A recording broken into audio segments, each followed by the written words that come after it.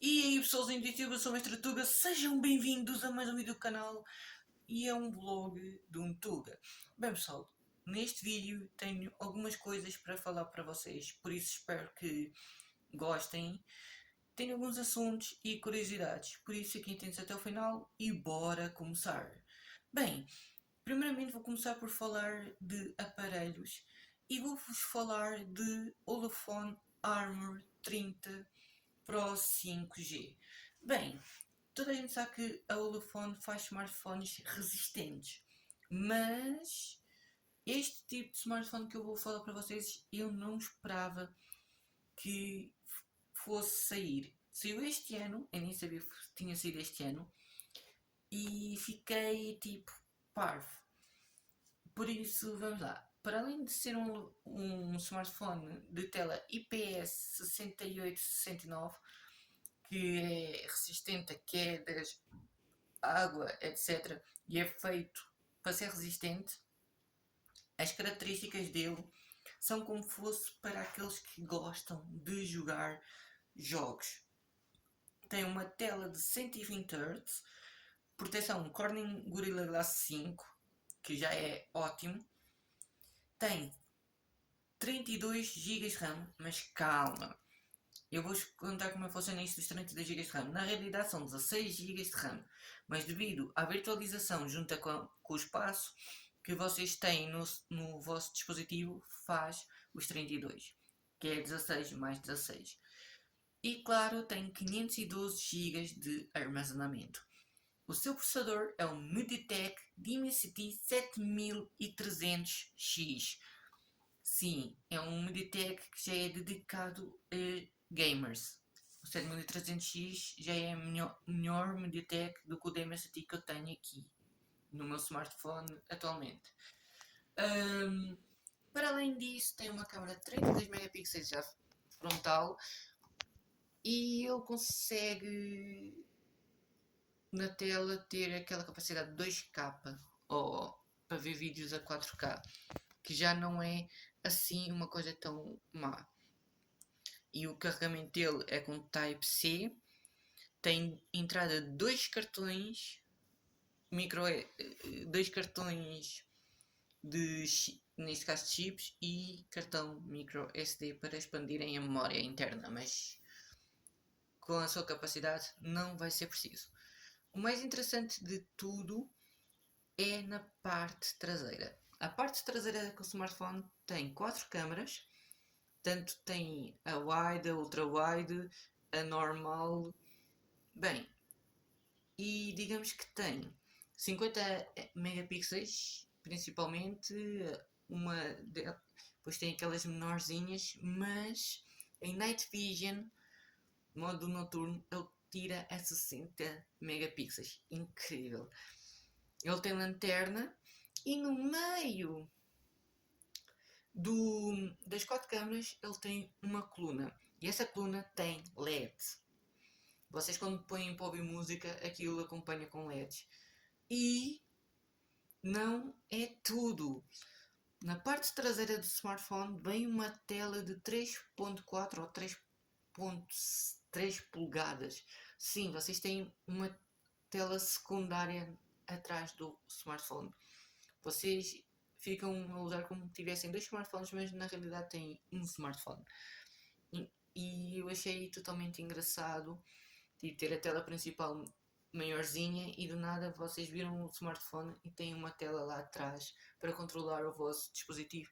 Caso queiram ver as vossas mensagens no instante, isso assim, e estão com preguiça de estar a usar a tela grande, têm a tela mais pequenina.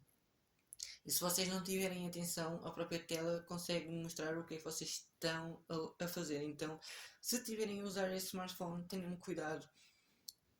Na parte de trás, que os outros podem estar depois podem buscar mais facilmente o que vocês estão a fazer. E é um smartphone totalmente interessante. Tem mais funcionalidades, isso assim, mas eu vou falar de uma das funcionalidades que mais me chamou a atenção. Ele carrega a 64 watts, normal, mas ele consegue fazer-se de power bank. Ele consegue carregar outro dispositivo, mas carrega 10 watts. no outro dispositivo. Mano, vocês têm um smartphone multifuncional que ainda serve como uma power bank. Se vocês querem conhecer um bocado mais este telefone que eu estou a falar, pesquisem aqui no YouTube, porque vocês vão encontrar gente que já testou, gente que usou e é lindo. E para jogar está demais. Bem pessoal, o outro portátil que eu vou falar é nada mais nada menos do que aqui a minha amiga ROG Ally. Não, estou a brincar, não vou nada falar da ROG. Vou falar de um portátil chamado OnX Sugar. A OnX Sugar é um portátil assim, normal. Esse é o Nubia Red Magic 10 Pro. Tem mais de... Alguém perguntou de Canaltech. Prontos. É mais ou menos assim, tipo a ROG Ally. Só que a OnX Sugar faz uma coisa totalmente diferente. Tem duas telas. Como assim? Vocês vão ver ele assim horizontal. Depois vocês aqui atrás têm uma segunda tela que puxam. Ele faz como fosse mudança e vocês podem jogar 3DS, Nintendo DS. One X Sugar por acaso está um portátil incrível. E se não estou em erro, a One X Sugar vai trazer Snapdragon Gen 3, se não estou em erro. Eu não sei muitas especificações da One X Sugar, é só vocês verem, vejam no YouTube como é que ela é, porque eu achei totalmente incrível como ela fica.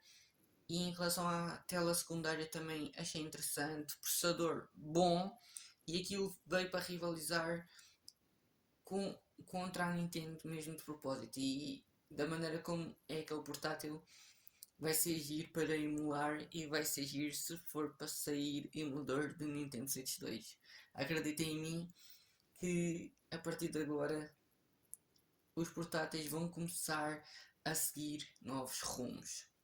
E esta tal Annex Sugar está a mostrar o que é a evolução. Bem pessoal, continuando a falar, agora sim, eu, como sabem, eu tenho a ROG Ally com Windows, mas eu vou meter o Steam OS. E porquê que eu vou meter Linux aqui na ROG? Eu vou meter o Linux porque em questão para jogo, em questão para abrir o jogo diretamente e não ter aquele problema de travar, é a melhor opção. E eu vou explicar uma coisa que pouca gente sabe, ou alguns sabem, mas mesmo assim ignoram. É o facto que o Windows não está totalmente bem otimizado para os jogos. Mesmo que saiam jogos para Windows, etc. Alguém te perguntou alguma coisa? Mesmo que dê para jogar jogos no Windows, etc. Não foi feito para jogos assim, mais, mesmo para jogos. E porquê? Porque cada vez que vocês jogam um jogo aqui diretamente do Windows, às vezes tem aquela mensagem que vocês travaram uma tecla, isso assim, porque o Windows está a comandar tudo. Para além de ter o coisa do sistema, ele vai pesar-vos nos jogos. Por isso, mesmo que vocês diminuam os gráficos e isso assim durante algum tempo consigam jogar, passado algumas horas, minutos, isso assim vão notar a legar. Por isso vão notar que se estiverem a jogar no Windows, ele começa a travar um bocado isso assim, devido ao sistema. Mas se vocês jogarem num Linux, uma Steam Deck e tudo vocês notam que não vai travar tanto. Então a única solução aqui para o ROG Ally e pelo durar mais a bateria, eu vou meter o SteamOS assim que eu tiver a USB, a minha pen USB-C para trocar o sistema. Eu vou meter SteamOS e depois irei falar das melhoras que teve. Claro que a SteamOS já atualizou, já não está daquela maneira como foi apresentado antes. Depois irei contar todos os pormenores, o tempo de duração de bateria, como está a jogabilidade em alguns jogos que aqui eu noto dá tipo 20 para aí, no mínimo consegue rodar um bocadinho melhor, mas por exemplo testar jogos que sejam um bocadinho mais pesados, que legavam e que se calhar melhoram. Porque eu já vi testes na ROG Ally, por exemplo, de jogos que ficavam mais ligados com o Windows, como o caso do Cyberpunk, que melhorou imenso com o SteamOS. Depois, mais tarde, irei ver. Mas se vocês quiserem saber tudo como deve ser acerca disso, do problema do Windows com os jogos e para vocês terem uma noção, Canal Tech foi onde eu assisti e é uma ótima recomendação para vocês. Bem, agora em questão de jogos, vou falar de um que dão como desaparecido e como não tivesse a dar sinais de vida, que é o Friday Night Funkin'. Para quem não sabe, Friday Night Funkin' começou como um projeto em 2012. Vejam só, começou 2012 para aí, 2019 saiu a primeira beta, depois foi lançando e o jogo tipo ficou meio que como fosse morto durante algum tempo e os fãs, neste caso a comunidade, criava mods. E foi saindo mods com novas engines, etc, para mostrar como é que seria o jogo melhorado. E passado algum tempo saiu de novo o Friday Night Funkin' com a atualização da última week, que é Wend Week 1, e depois saiu aquela atualização do Pissed Up, qualquer coisa assim parecida. Mas saiu um trailer que mostrava o percurso para o lançamento da nova week de Friday Night Funkin'. Para quem não está atento, para quem não assistiu ao trailer, eu vou explicar o que é que falava lá do lançamento, da tabela de lançamento. Primeiramente foi a atualização, que foi aquela que foi recebida, que adicionou músicas para o pique e novo música de modo para o boyfriend. Depois dessa atualização é o lançamento para o mobile. E o lançamento do mobile estava entre agosto e setembro, como mostrava lá no trailer, na parte em que vê-se o boyfriend e a girlfriend a jogar no telefone, lá no túnel do metro. E o que está a acontecer? Pré-registro, versão oficial, Friday Night Funkin' para mobile. Depois do lançamento de Friday Night Funkin' para mobile, vem a nova personagem jogável. Vai haver um desbloqueio de uma nova personagem. E depois do desbloqueio da nova personagem, que vai ser mais ou menos setembro, outubro, para novembro, dezembro deste ano ainda, sai a nova week de Friday Night Funkin'. Sim, a nova week da história de Friday Night Funkin' irá sair ainda. Então, se acham que Friday Night Funkin' morreu, não morreu, simplesmente tem ali um calendário de lançamento de maneira diferente. E eu só espero as atualizações. Agora em relação aos mods, quem acha que não está a sair mod, todo o mês, tipo, de dias, às vezes demora dias, semanas, etc. É sempre lançado mod Friday Night Funkin'. Eu vejo pelo Community Game, que é uma página no YouTube, que sempre que sai um mod recente, ele mete lá vídeo do mod. E a comunidade de Friday Night Funkin' ultimamente tem andado um bocado fechado. Mas não se preocupem que vocês ainda podem jogar mods Friday Night Funkin' porque ainda vai continuar a sair, para demonstrar que Friday Night Funkin' nunca morreu. Nem os mods, nem a versão oficial do jogo. Então é só esperar para vocês verem que vai sair a nova personagem e a nova week ainda este ano. Bem, para continuar a falar de jogo, Billy Best Up já começou a dar caras, mas infelizmente ainda não tem data de lançamento. Desde 2012 também, que está em produção. A beta, se não estou em erro, foi em 2020 ou 2021 e até agora nada de Billy Best Up. Mas é um jogo que vai sair. E Misside é um jogo que está a fazer tanto sucesso, que finalmente vai ter uma continuação de fã que talvez possa vir a tornar oficial, porque o jogo já tem autorização para ser continuado. Neste momento está numa demo em que nós podemos escolher uma das mitas e podemos ficar com elas. E durante essa coisa de estarmos a conviver com uma das mitas é para conhecermos a mecânica do jogo e vai-se passar após a história principal, que vai ser totalmente incrível. Vai ser um desfecho depois dos acontecimentos do jogo original. Lembram-se dos mods que fizeram para Doki Doki Literature Club? Com Misside estão a fazer a mesma coisa.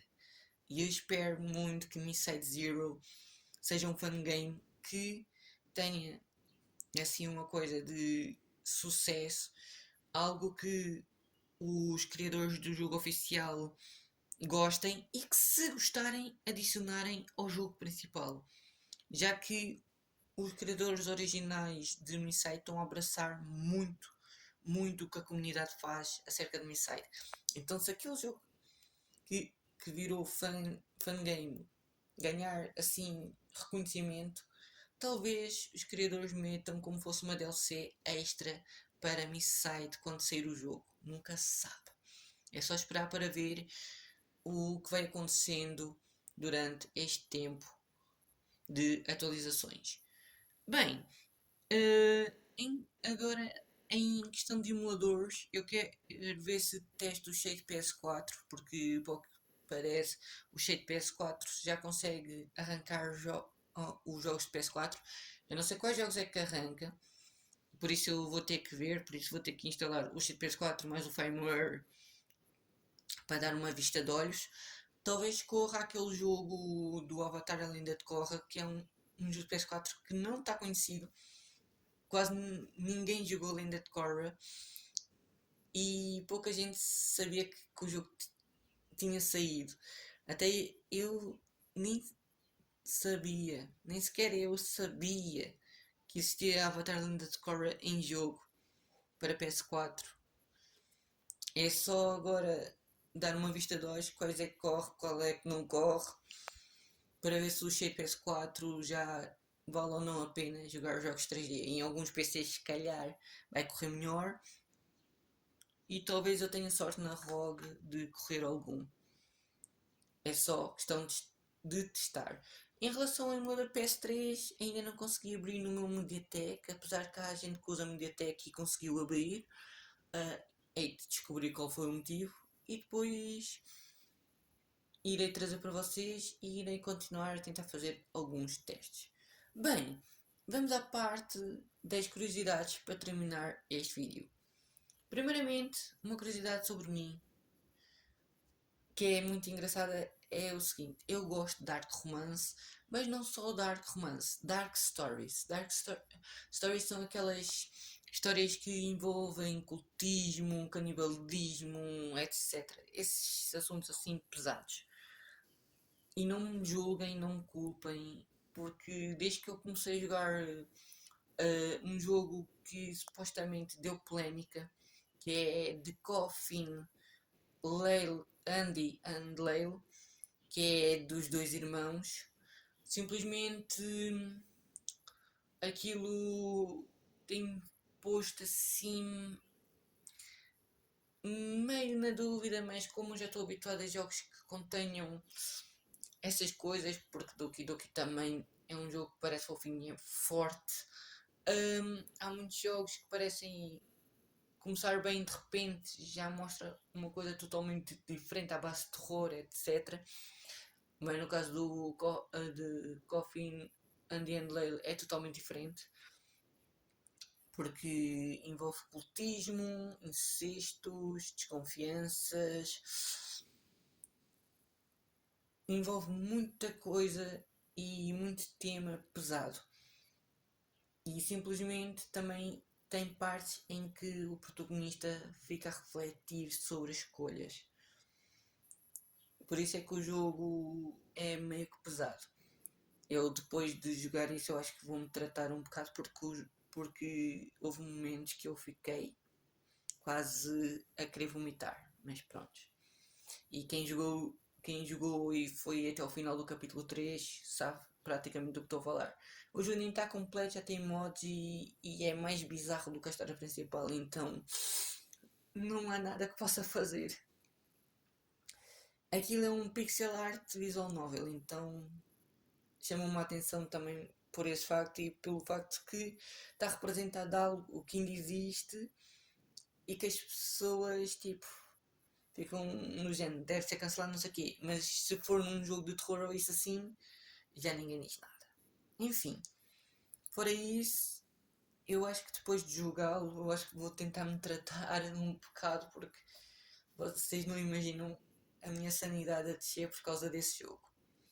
E para terminar este vídeo, pessoal, existe um Mac Room que conta a lenda dos Pokégods. Os Pokégods são Pokémons que já foram referidos, mas que não aparecem. Os Beta Pokémons já foram referidos e também não aparecem. Se querem conhecer um bocado os Pokégods ou os Beta Pokémons, a lenda do Jardim do Bill, existe uma Mac Room chamada Pokémon Fire Red Lands, ou Lendas de Pokémon Fire Red. O jogo foi feito por um espanhol, neste caso a Mac Room foi feita por um espanhol. É uma Mac Room que tem os Pokégods, tem os Betas, tem algumas lendas, tem a Ilha Pokégod, vocês têm lá todos os tipos de segredos que deveriam de aparecer em Pokémon. E ainda tem umas fusões extra, isso assim. O jogo é para GBA, é uma Hack Room. É fácil de encontrar essa Hack Room pela internet, ainda está disponível. E se quiserem que eu traga para vocês, deixem aí nos comentários que eu irei fazer série dessa Hack Room Pokémon GBA. E se quiserem algum fangame Pokémon, deixem aí nos comentários que eu também talvez traga. Por isso, espero que tenham gostado desse vídeo. Subscrevam-se no canal, ativem o sininho. Eu sou o Mestre Tuga, como digo em todos os meus vídeos. Eu fui!